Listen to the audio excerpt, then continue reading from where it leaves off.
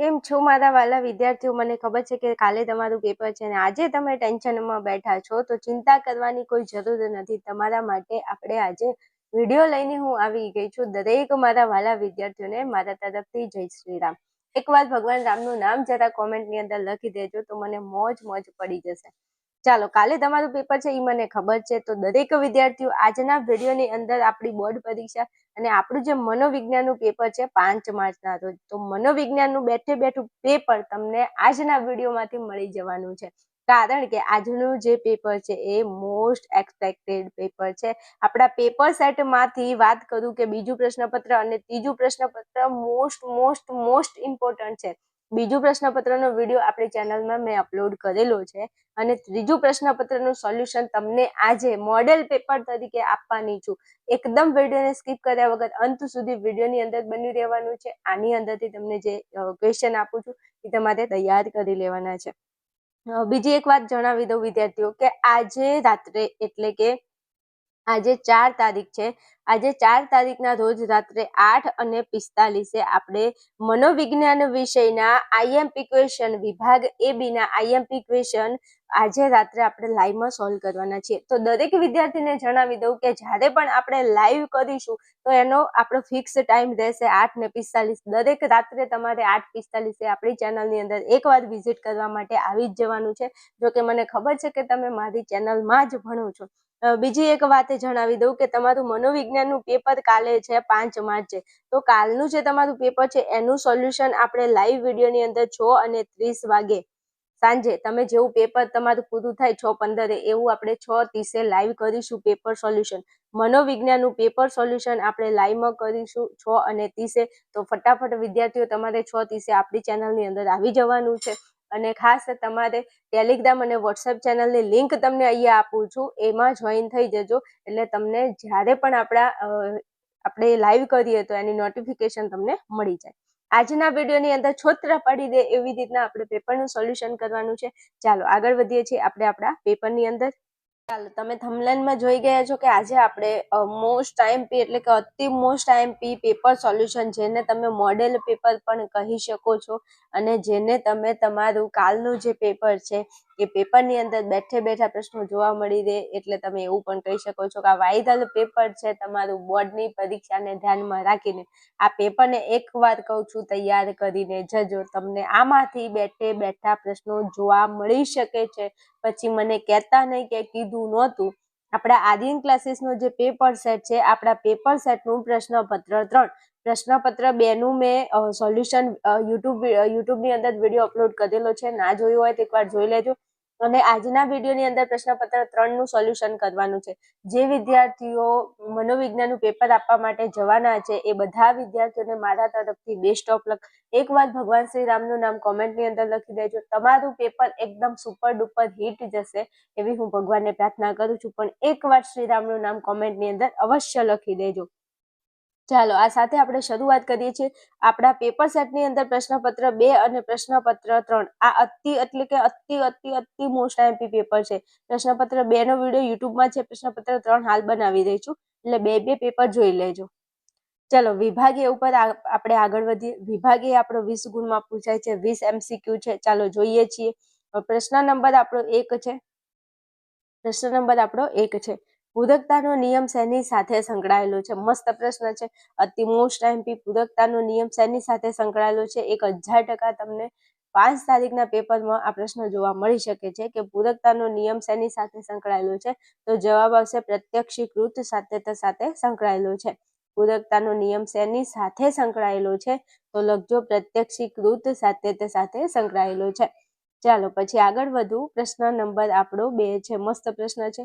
પ્રત્યક્ષીકરણમાં સંગઠનના નિયમો આપનાર મનોવૈજ્ઞાનિકો કયા છે? મસ્ત પ્રશ્ન. 1000% મોસ્ટ આઈએમપી ક્વેશ્ચન. પછી તમે મને કહેતા નહીં કે બેન તમે કીધું નહોતું. પ્રત્યક્ષીકરણમાં સંગઠનના નિયમો આપનાર મનોવૈજ્ઞાનિકો કયા છે? તો જવાબ આવશે વર્ધીમર, કોહલર અને કોફકા. મોસ્ટ આઈએમપી એટલે કે મોસ્ટ આઈએમપી ક્વેશ્ચન. મારા ગળાના હમશે આ પ્રશ્ન તમારે તૈયાર કરવાનો છે. ચાલો આગળ વધું છું. પ્રશ્ન નંબર આપણો 3 છે. કોને શરીર વિજ્ઞાન અને તબીબી વિજ્ઞાન ક્ષેત્રે નોબેલ પારિતોષિક મળ્યું હતું? મોસ્ટ આઈએમપી એટલે મોસ્ટ આઈએમપી ક્વેશ્ચન, મારા ગળાના હમશે તમારા પ્રિય પર્સનની કસમ છે. તમારે આ પ્રશ્ન તો યાદ કરવાનો છે. અતિ મોસ્ટ આઈએમપી પ્રશ્ન છે. તમને મનોવિજ્ઞાનના પેપરમાં બેઠો પ્રશ્ન જોવા મળી શકે છે કે કોને શરીર વિજ્ઞાન અને તબીબી વિજ્ઞાન ક્ષેત્રે નોબેલ પારિતોષિક મળ્યું હતું? તો જવાબ આવશે પાવલો.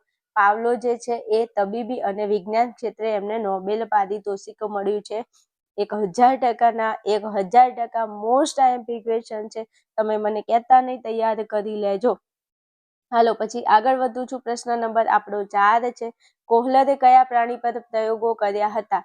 કોહલરે કયા પ્રાણી ઉપર પ્રયોગ કર્યા હતા? તે કોહલરે ચિમ્પાન્જી પર પ્રયોગ કર્યા હતા. યાદ રાખજો, કોચી. શું યાદ રાખશો? કોચી. કો એટલે કોહલર અને ચી એટલે ચિમ્પાન્જી. દરેક મારા વાલા વિદ્યાર્થીઓ જે એક્સ તરીકે એક્ઝામ આપે છે એમની માટે ખાસ કહું છું, તમારે MCQ ઉપર તો ખાસ ભાર રાખવાનો છે. કોહલર અને ચિમ્પાન્જી, કોચી, કોહલર અને ચિમ્પાન્જી ઉપર પ્રયોગ કર્યો છે.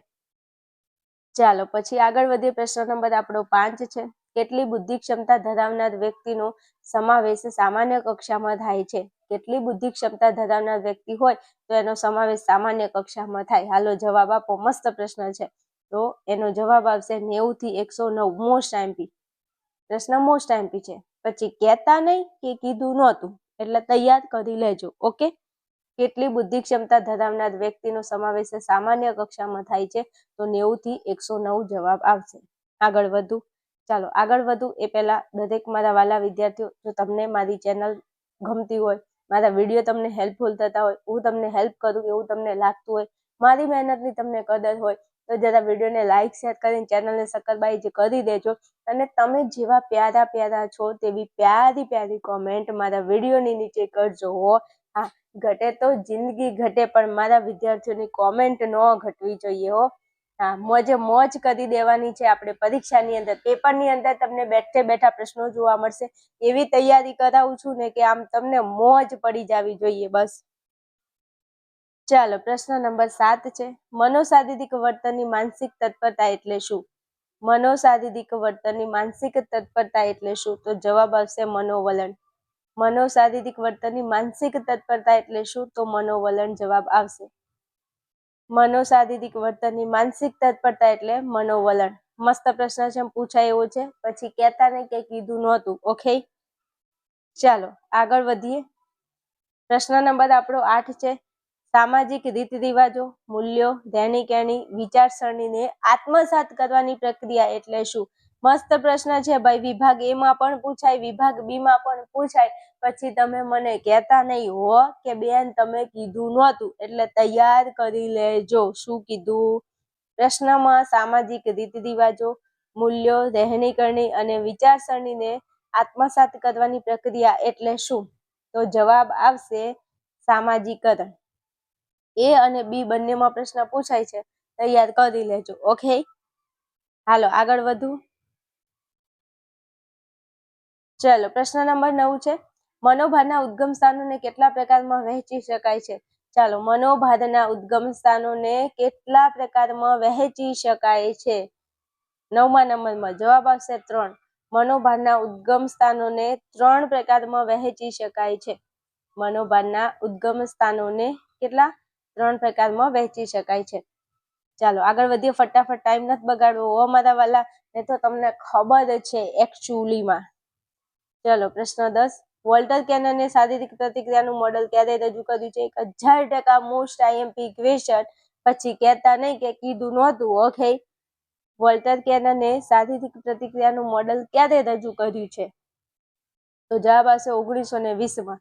1920ની સાલમાં વોલ્ટર કેનને શારીરિક પ્રતિક્રિયાનું મોડલ રજૂ કર્યું છે. આવા સાલવાળા આંકડા આવે ને એમાં તમારે ખાસ ધ્યાન રાખવાનું છે હો ભાઈ, નહીં તો ખબર છે ને મોરે થઈ જશે પરીક્ષામાં. હા, પછી કહેતા નહીં કે કીધું નહોતું.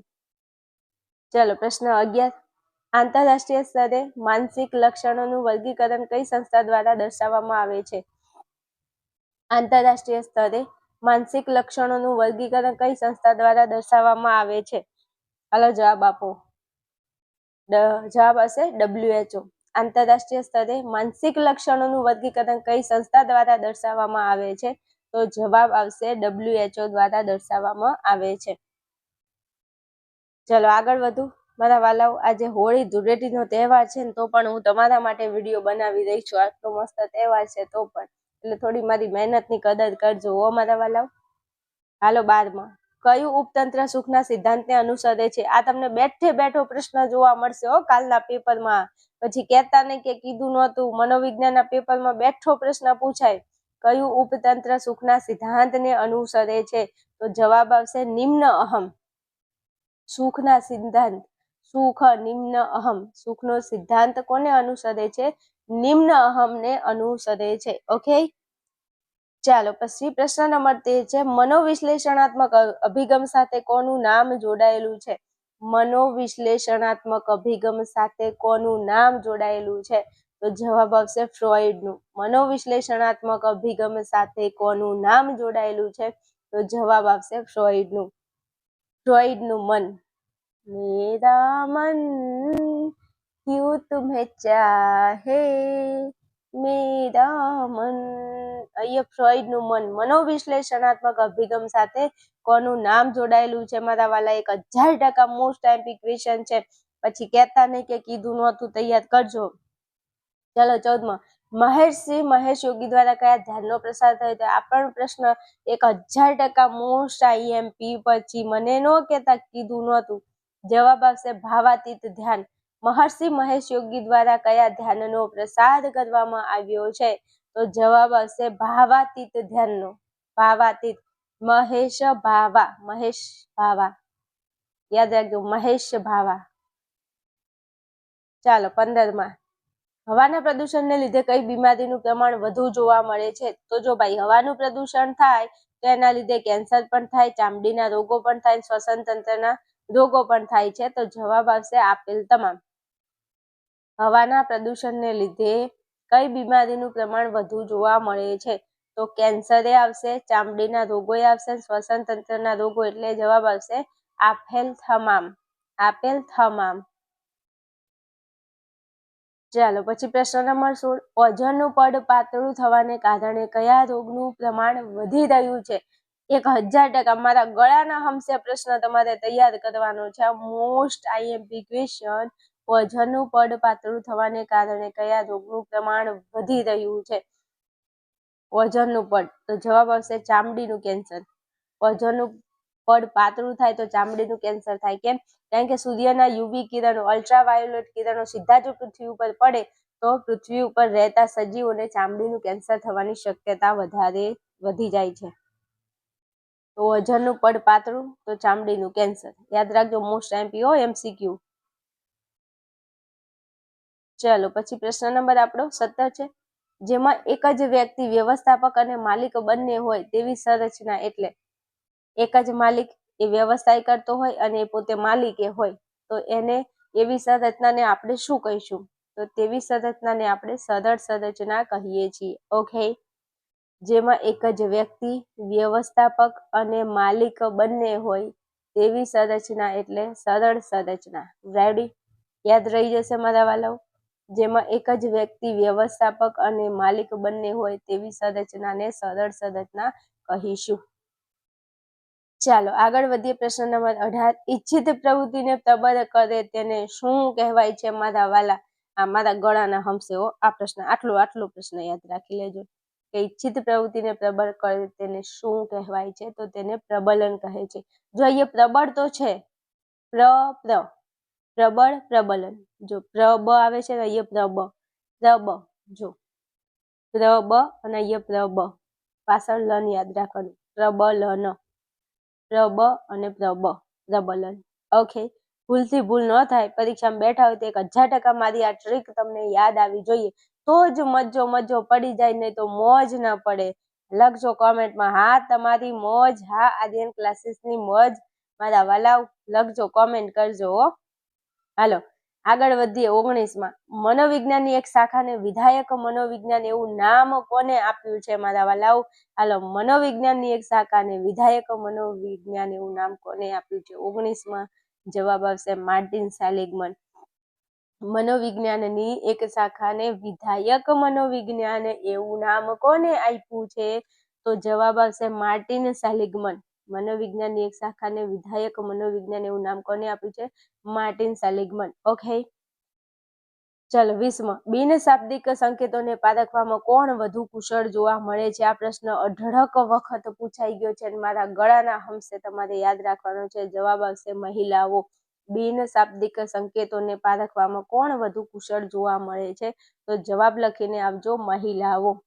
ઓકે, ચલો 20 MCQ મેં તમને મસ્ત સોલ્વ કરાયા છે. વિભાગ બી ની અંદર આગળ વધીએ એ પહેલા જે વિદ્યાર્થીઓ મારો વિડીયો જોઈ રહ્યા છે અને જેને મનોવિજ્ઞાનનું પેપર દેવાનું છે, મનોવિજ્ઞાનનું પેપર તો તમે આપી દેશો, પણ હવે આપણું સમાજ અને હજુ આપણું ભૂગોળ બાકી છે, મનોવિજ્ઞાન પણ હજુ લેવાનું બાકી છે.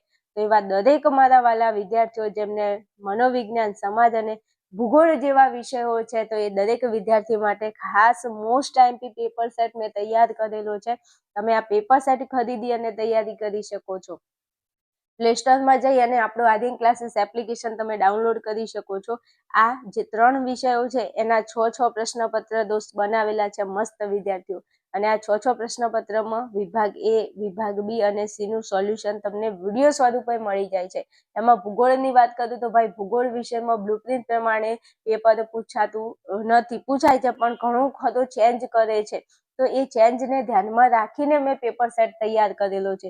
એટલે ખાસ કહું છું ભૂગોળ વિષયનું પેપર સેટ તો તમે ખાસ કહું છું ખરીદીને તૈયારી કરજો. સમાજશાસ્ત્ર વિષય છે તો સમાજશાસ્ત્રનું પેપર પણ તમને ખાલી 75, ભૂગોળ ખાલી 75માં તમને મળી જશે. તો તમારે જો આ પેપર સેટ મંગાવવાનો છે અને આ પેપર સેટ ખરીદીને તમારે ભણવું છે, તો દરેક મારા વાલા વિદ્યાર્થીઓ તમને અહીંયા કોન્ટેક્ટ નંબર હું આપું છું, આ નંબર ઉપર ફોન મેસેજ કરી અને તમે વધારે માહિતી મેળવી શકો છો. ચાલો આગળ વધીએ છીએ ફટાફટ આપણે વિભાગ બી ની અંદર.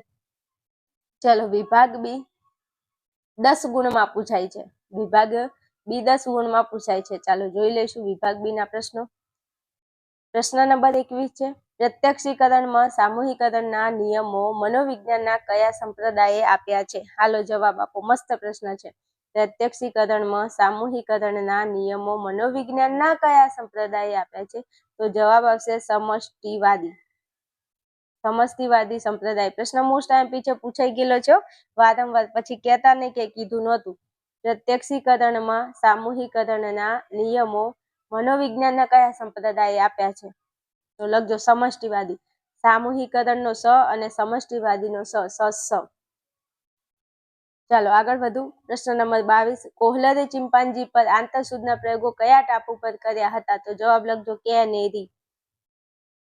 કેનેરી ટાપુ. ઓકે, જવાબ લખજો કોહલરે ચિમ્પાન્જી પર આંતરસૂદના પ્રયોગો કયા ટાપુ પર કર્યા હતા? તો જવાબ આવશે કેનેરી ટાપુ પર. મોસ્ટ આઈએમપી મારા ગળાના હંસે પ્રશ્ન તૈયાર કરજો. કેનેરી ટાપુ જવાબ આવશે. અને આવું તો આવડે ને. ચલો 23માં, પ્રતિભા સંપન્ન બાળકનો બુદ્ધિઆંક કેટલો હોય છે? 130 થી વધુ. મોસ્ટ આઈએમપી પ્રશ્ન. ઘણી વાર પરીક્ષામાં મેં પેપરોનું એનાલિસિસ કર્યું છે, એમાંથી ઘણા પેપરોમાં પ્રશ્ન છે કે પ્રતિભા સંપન્ન બાળકનો બુદ્ધિઆંક કેટલો હોય છે? તો 130 થી વધુ હોય છે મારા વાલા, યાદ રાખજો. ચાલો પ્રશ્ન નંબર 24, યુક્તિકીકરણ એટલે શું? વ્યાખ્યા બોલું છું, સાંભળજો. યુક્તિકીકરણ એટલે શું? તો યુક્તિકીકરણ એ એવી બચાવયુક્ત પ્રક્રિયા છે જેમાં વ્યક્તિ પોતાના વર્તન માટે સાચાને બદલે સારા કારણો રજૂ કરવા પ્રેરાય છે. ફરી બોલું છું, યુક્તિકીકરણ એટલે શું? તો યુક્તિકીકરણ એવી બચાવયુક્ત પ્રયુક્તિ છે કે જેમાં વ્યક્તિ પોતાના વર્તન માટે સાચાને બદલે સારા કારણો રજૂ કરે છે. વ્યાખ્યા સહેલી છે, બધાને ખાલી 5 વખત લખો, આવડી જશે. ચાલો પછી 25માં, રિચાર્ડ લેજારસે મૂલ્યાંકનને કયા 2 તબક્કાઓમાં વર્ગીકૃત કર્યું છે? તો 1 નંબરમાં આવશે પ્રાથમિક મૂલ્યાંકન ને બીજા નંબરમાં દ્વિતીયક. પ્રાથમિક અને દ્વિતીયક. રિચાર્ડ લેજારસે મૂલ્યાંકનને કયા 2 તબક્કાઓમાં વર્ગીકૃત કર્યું છે? રિચાર્ડ લેજારસે મૂલ્યાંકનને કયા 2 તબક્કાઓમાં વર્ગીકૃત કર્યું છે? તો જવાબ આવશે પ્રાથમિક 1 નંબરમાં અને બીજા નંબરમાં દ્વિતીયક મૂલ્યાંકન. ઓકે, ચાલો પ્રશ્ન નંબર 26, વર્તનવાદના પ્રણેતા કોણ હતા? મોસ્ટ આઈએમપી મારા ગળાના હંસે પ્રશ્ન તૈયાર કરવાનો છે હો. લખજો જવાબ. જેબી વોટસન. જેબી વોટસન. કેટલી વાર પ્રશ્ન મેં જેટલા પેપર વાંચ્યા ને બધા પેપરમાં આ પ્રશ્ન તો મને જોવા મળ્યો છે. વર્તનવાદના પ્રણેતા કોણ છે? જેબી વોટસન છે. કોણ છે? જેબી વોટસન. ચાલો પછી પ્રશ્ન નંબર 27. તાર્કિક ભાવાત્મક ઉપચાર પદ્ધતિ કોને આપી છે? આલ્બર્ટ એલિસે. કોને આપી છે? Albert Ellis. Albert Ellis. યાદ રાખજો. તાર્કિક ભાવાત્મક. આતા. આતા માજી છટકલી. આતા માજી. Albert Ellis. આતા. તા એટલે તાર્કિક ભાવાત્મક ઉપચાર પદ્ધતિ. યાદ રાખજો. કોને આપી છે? આલ્બર્ટ એલિસે આપી છે. ચાલો પછી આગળ વધું છું. પ્રશ્ન નંબર 28 છે. કટ લેવીને વ્યક્તિ અને પર્યાવરણ વચ્ચેના સંબંધનું સ્વરૂપ દર્શાવવા કયો ખ્યાલ આપ્યો છે? મસ્ત પ્રશ્ન છે. મસ્ત પ્રશ્ન છે. પૂછાય 100% નહીં, 1000% તમને મનોવિજ્ઞાનના પેપરમાં પૂછાય ભાઈ કે કટ લેવીને વ્યક્તિ અને પર્યાવરણ વચ્ચેના સંબંધનું સ્વરૂપ દર્શાવવા કયો ખ્યાલ આપ્યો છે? તો કાંઈ નહીં, ખાલી આટલું, જીવન અવકાશનો ખ્યાલ.